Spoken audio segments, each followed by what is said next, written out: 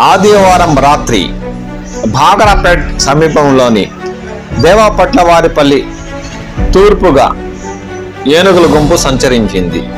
దీంతో అప్రమత్తమైన అటవీ శాఖ అధికారులు స్థానిక రైతులకు సమాచారం అందించి పంట పొలాల వద్ద తగు జాగ్రత్తలు తీసుకునేలా చేశారు. దీంతో గజరాజుల గుంపు పుల్చల మండలం దాటి 4 రోజుల తర్వాత చిన్నగొట్టికలు మండలాన్ని కూడా దాటి భాగరాపేట్ పరిసర ప్రాంతాల్లో గల తిరుపతి అటవీ రేంజ్ ఫారెస్ట్లకు ప్రవేశించినట్టయింది.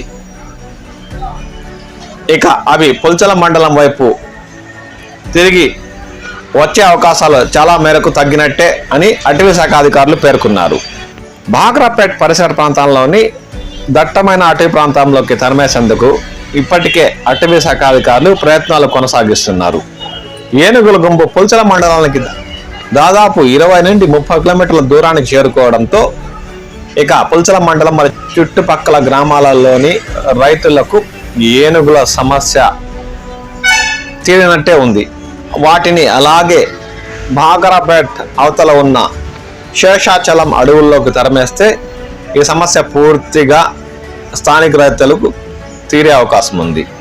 దీనికి కాలమే సమాధానం చెప్పాలి. ఈ వార్తతో మాత్రం రైతుల్లో ముఖాల్లో ఆనందం చూడొచ్చని నేను అనుకుంటున్నాను. అవి పుల్చల మండలం వైపు వచ్చే అవకాశాలు చాలా మేరకు తగ్గాయి.